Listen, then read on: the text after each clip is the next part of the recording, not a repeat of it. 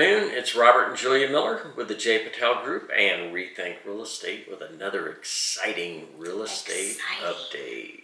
Yes. I was supposed to say ready, set, go. It's okay. It's so hard to make new habits, isn't it? I know. Yeah. 6 weeks you'll have it done. 6 weeks. Episode 111. All right, Yeah. 111. Please like and subscribe so we can continue to grow our viewership. Are we in a seller's market again? That was the $1 million question, the $1 million wasn't it? question. Yep. So we will start out, as we always do, just a quick little bit of humor, a little bit of history, some recent news, and then this week we had the Cromford report review, so we're going to, the bulk of our coverage today will be on the Cromford report, then we'll go over the rates, and finally we'll wrap it up with the local inventory. Absolutely. Did I miss anything? No, I don't think so. I have a little article I might look at on the next episode, just kind of some updates, more updates on Peoria building, that sort of thing. Okay, Yeah. Sounds good. Lay a joke on us. Well, the invisible man and the invisible woman got married. Their kids were nothing to look at. All right, that was pretty good. Wait, I'm not done. I have another one. All right. A priest, a rabbit, and a minister walk into a bar. Don't laugh yet. The bartender asks the rabbit, "What do you have?" The rabbit says, "I don't know. I'm only here because of autocorrect." Rabbit, rabbi. Rabbi, yeah. I guess. Bravo! Those are actually funny. Good job. Good. Yeah, mine is gonna be a downer now. Oh. Okay, new research suggests drinking coffee in the morning helps others live longer. It does. It's true. All right, moving on. A little bit of history this week. history. 2005 video sharing website YouTube is activated. February Happy birthday, 14th. YouTube. 17 years. Okay. And happy Valentine's Day, by the way, everybody. Valentine's Day to my best Valentine ever. You betcha. 28 years. We decided Oh, 28 Valentines. Yep. I'm still here. In the year 2000, Charles Schultz's last original Peanuts comic strip runs in newspapers, February 13th. Yep. That was a sad day. Yep. 1965, Canada debuts its new white and red maple leaf flag on February 15th. I did not realize it was, it's not that old. All right. Finally, a little closer to home history, 1912, Arizona is admitted February 14th as the 48th state of the Union. Happy birthday, Arizona, for sure. Happy birthday, Arizona. All right. That's right. Good stuff. All right, looking at a little economic news. The Fed move did bump mortgage rates up slightly, and we're going to talk a little bit more about that. Yeah, we'll go into rates a little bit later. We had we're on a nice, about a 7-week run where they were ticking down just a little bit every week, and they did bump up about a half a point this week. But we'll see, they tend to recover relatively quickly, so we'll continue to watch that. Good. The Federal Reserve's 0.25 point rate hike on February 1st curbed downward momentum for mortgage rates, which jumped last week to their highest levels in a month, despite a solid January jobs report and other economic positives. Federal officials say they remain committed to further cooling inflation, so they're not going to let go of that. Right. Despite recession fears, many economic data points are strong. So a few of those are investors. They see the Fed hikes squashing the inflation. They see it working. Social Security recipients just received a meaningful increase, and unemployment is at a 54-year low. So there are some positives in the economy right now. We'll talk about what the investors are doing in the local market here, a little bit percentage-wise of the market share and things. So Okay. that to come as well. All right, a little housing news. Many analysts say lower mortgage rates could result in a more optimistic home buying season in spring of 2023. Purchase loan applications rose throughout January, so that's a good indication that that may come to fruition. New home demand. In January, builders reported increases in current sales, buyer traffic, and their sales expectations over the next 6 months, raising a national index of home buyer sentiment to the highest level in a year. Okay. So that's some more good news. I'll do a quick commercial break. I don't have a house to highlight currently. I apologize.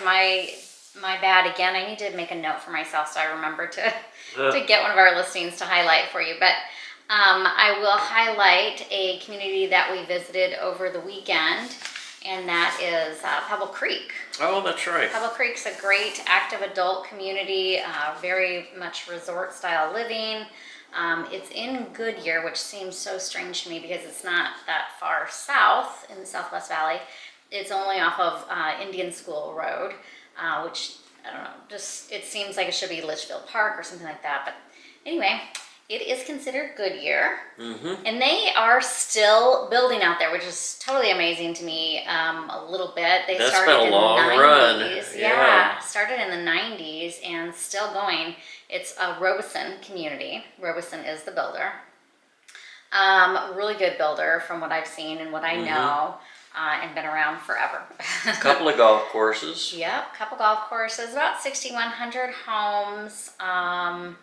They range, I don't have the range in front of me, but it was the low 400s, actually just below 400,000 on up to probably $1 million, just over $1 million. Right. When we were headed out there, I think there were 32 homes available, which is quite a small number. Right, considering how many they have. Considering how many they have, and then a few coming soon. So, really great community. We hope to be able to do a video for you.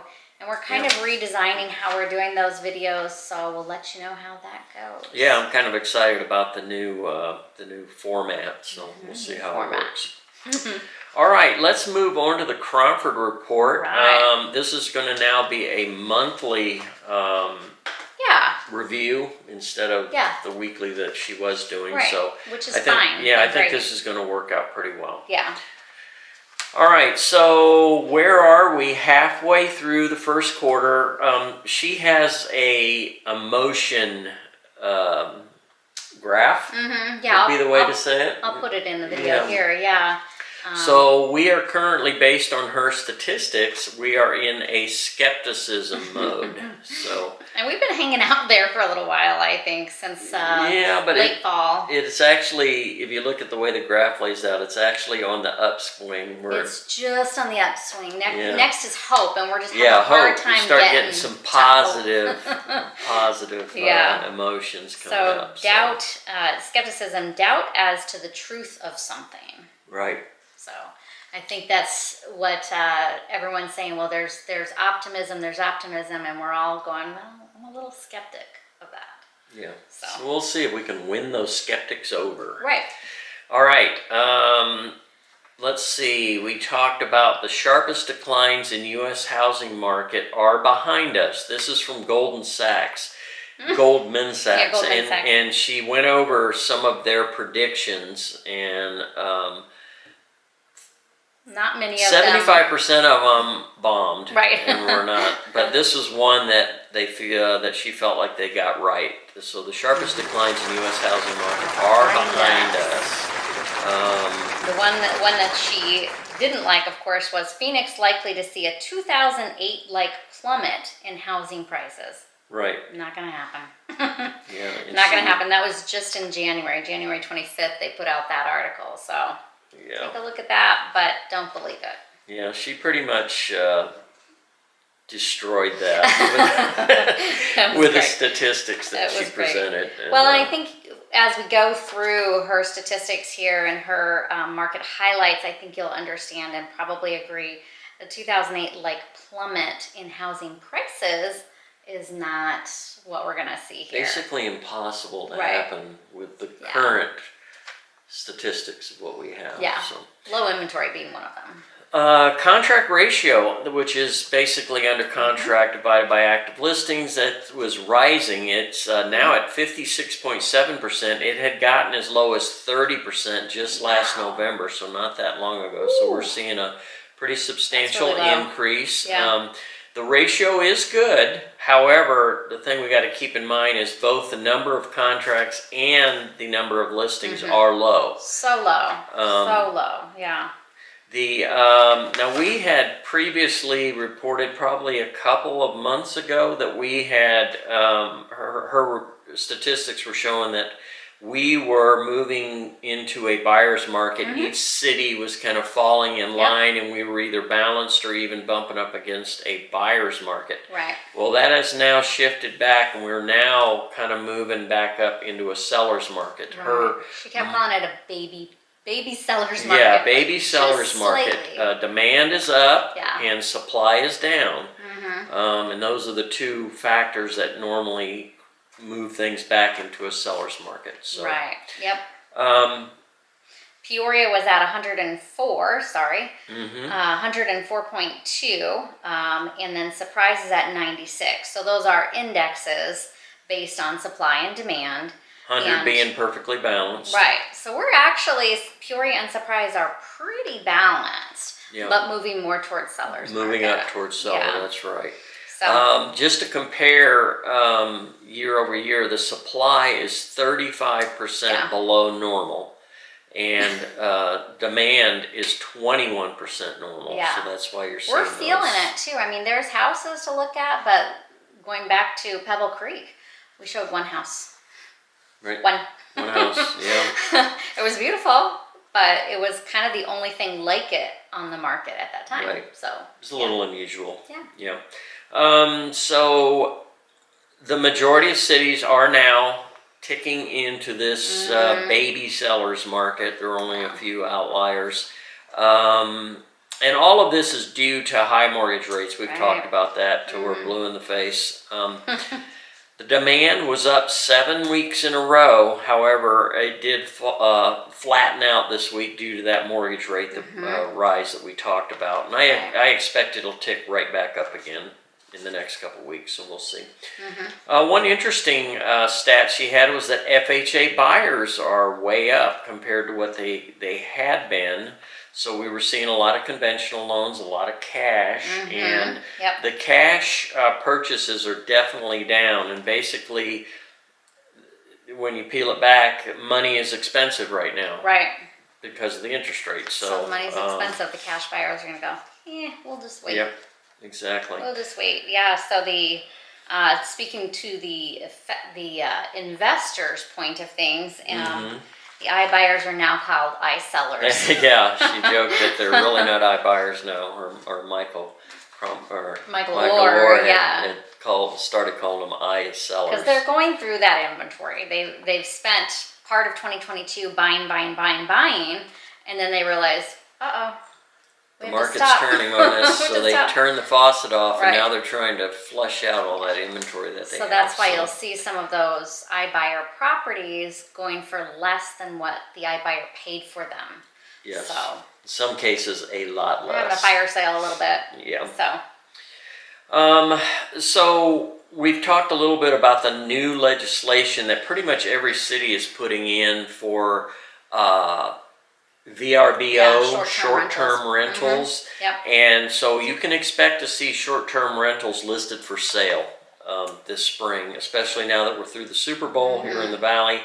And I don't know, though. I kind of argue with this one just a little bit because we still have spring training. Yes, and for this part of the country, I agree. I think we'll probably won't see these until after we get into summer. Yeah. Starting of summer, maybe late spring and the beginning of summer. And for us, spring training starts the end of February this month and runs through mid to late March. I think it's late March, isn't it? They kind of bump right into April. Yeah. For the season to begin, and pitchers and catchers report tomorrow. Oh yeah. So short-term rentals we think will be kind of feeding into the market some, and we need we need that. We need some of those short-term rentals to help our inventory numbers.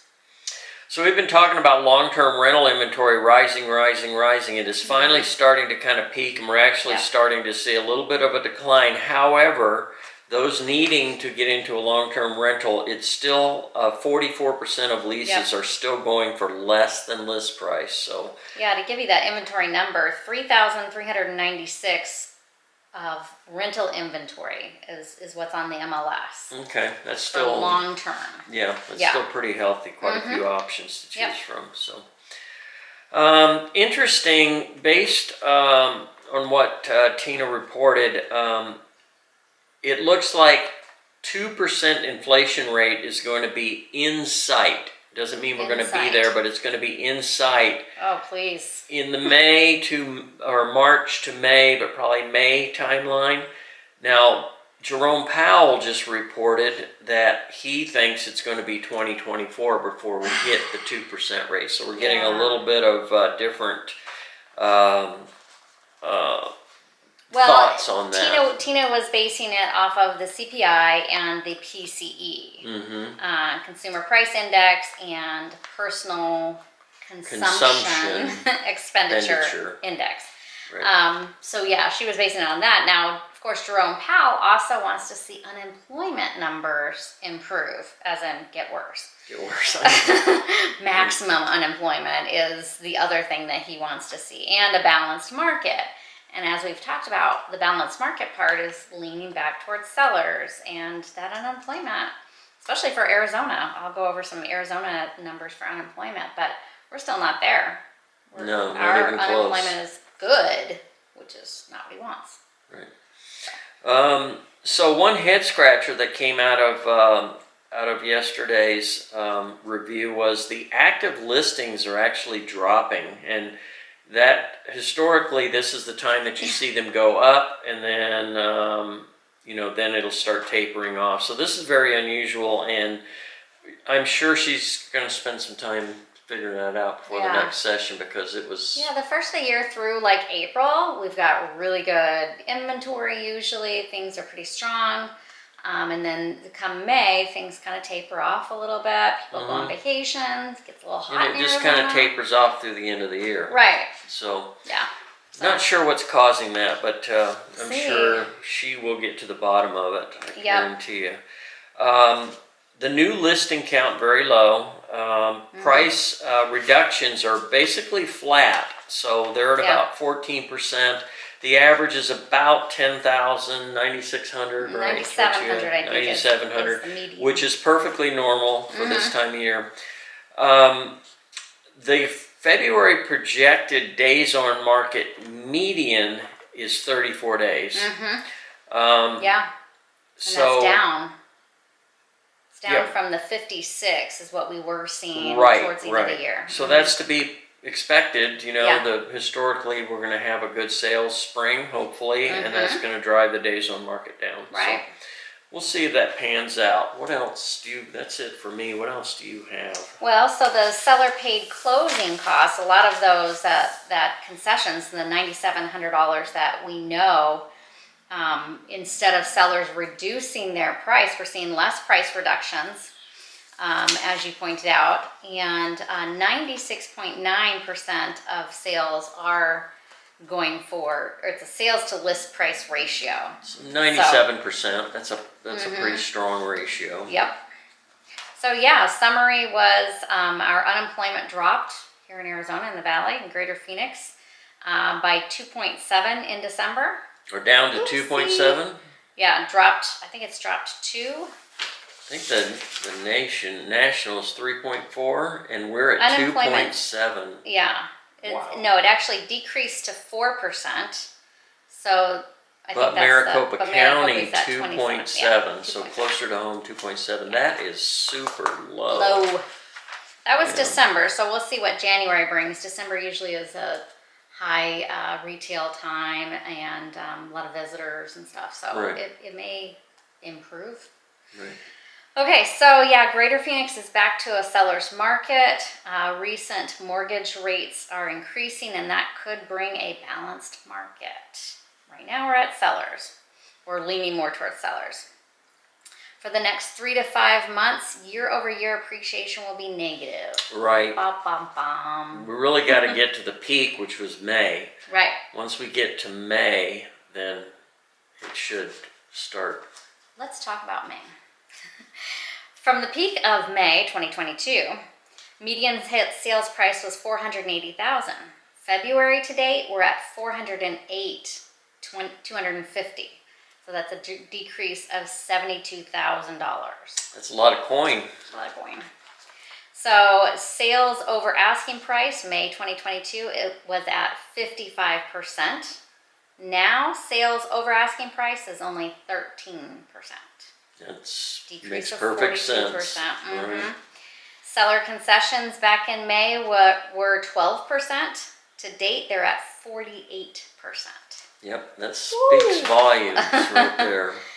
Median concession to buyers right in May last year was $3,500, and now we've talked about it being $9,700. Big ray of sunshine here. Yeah. Bear with me. May 2022, sales price to list price ratio was at 101.7. I remember when that first time it went over 100%. Yeah. We were like, wow. 101.7 is what we're at. May, February to date, we're at 96.9. Which is historically, which is more normal. Decade after decade, what you expect. Right. Yeah. And last but not least, median sale days on market back in May were 7. We're now at 34. Right. Again, these numbers sound bleak, but it's really kind of more normal. Yeah, we're just getting back to a normal market, which is really a good thing. That's a good thing. All right, let's go over rates real quick. 30-year did tick up. We were at 6.06 last week. This week we're at 6.333 for the 30-year. Okay. 15-year, 5.363 last week. We're up to 5.504 this week. And the VA was at 5.60, and it's back at 6.080. If I can read my handwriting. So we'll see how that goes. Yeah. Hopefully that's just an anomaly, and we'll continue to see them kind of flatten out, and hopefully we end up in the 5s. Across in the 5s. It seems a little more comfortable. Confidence seems a little higher at that. Buyer confidence seems a little higher in that range. So the inventory anomaly continues. We did even drop a few more. Wow. So we have active listings valley-wide, 15,359. Wow. Peoria dropped under 500. They're at 493. And Surprise dropped to 717 available homes. Wow. Okay. A little closer to home, Trilogy of Estancia was actually up 3. They have 53 now. Most affordable home is $468,000. I was just in that home. It's a little Malta model. Didn't make a whole lot of those. And the most expensive, $1,400,000. Their average days on market, 83. We talk about median. She measures median. She being Tina Tambier of the Cromford Report. The MLS doesn't have a tool for doing that, so we'd have to do it manually. So we just stick with average. So we're doing average for now, right? So we're averaging 83 days on market in Trilogy of Estancia.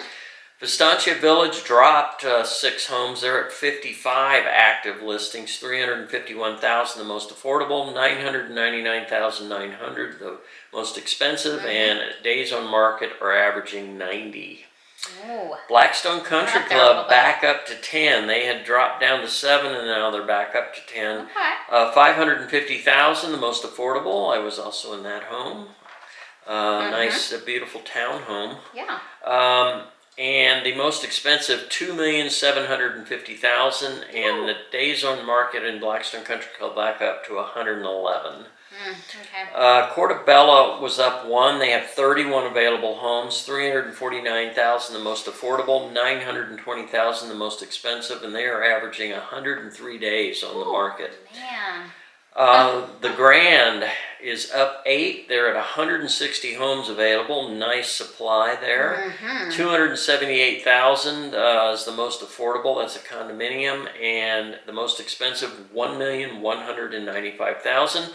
And they are at 74 days on market. So product is turning over fairly quick over there. Sun City West has 189 homes available. The most affordable 204,900. 925,000 tops the list, and they're averaging 82 days. So you have our days in market back for Sun City West. What's that? You have our days on market back. I went through the exercise of pulling out Portobello, so I was able to. Oh, good. Okay. Yeah, okay. It's a little bit of a pain, but I had a little extra time. Okay, good. All right, finally, Westbrook Village, 40 homes available. 219,500 the most affordable, 550,000 is the most expensive, and they're averaging 66 days on market. Right. So a lot of activity over there in Westbrook Village. Very tight price range for 40 homes. Okay. Trilogy at Vistancia sold the last 30 days. We're still sitting at 5. However, we have 21 homes under contract. So there's a lot of activity out in Trilogy at Vistancia right now. 53 on the market. Okay. That's improving. The Vistancia Village here on the family side, 30 days, 8 homes have closed. 3 of those were new construction, so they're the same as Trilogy. 5 resale homes have closed. However, they have 25 homes under contract, so there has been a flurry of activity over here in the village. I think a lot of that's probably new construction too. You didn't do new construction for under contract. No, so it might be a good portion of that as well. Some, but they're kind of running out of inventory there, except for David Weekley. But those are going to be on the market longer because they're all bumping up on $1 million. They do have some quick move-in homes. I was just reading. I think it's Pulte has some. Yeah, Pulte's got a couple on the active list I saw, and and they're offering some really nice incentives for those too. Yeah, Richmond American has a beautiful corner lot. Looking at the Twin Buttes, and it has a wash area, so there's no back neighbor, so you really only have one neighbor, and amazing mountain views, and it's got a little shallow sitting pool in it, which is really cool. You kind of just sit in your lounger and reflection pool, I think. Reflection pool, is that what they call it? Sometimes, All right. Well, I guess that's it then. Thank you for watching. Everybody have a blessed rest of the week, and we will talk to you again next week. Take care.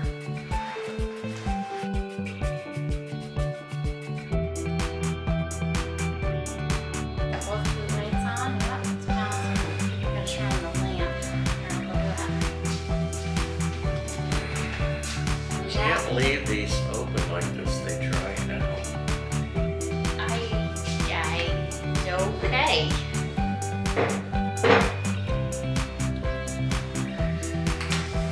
I got bored waiting for you, and so got distracted. Additional research to do. Now, I'm not going to mention the planet Pluto is discovered. That's probably best. I know it sets you off. It does, because they have categorized it as a dwarf planet, and I personally take a little offense to that. It's nothing personal. For Pluto. I do the stat report next week, right? Right now.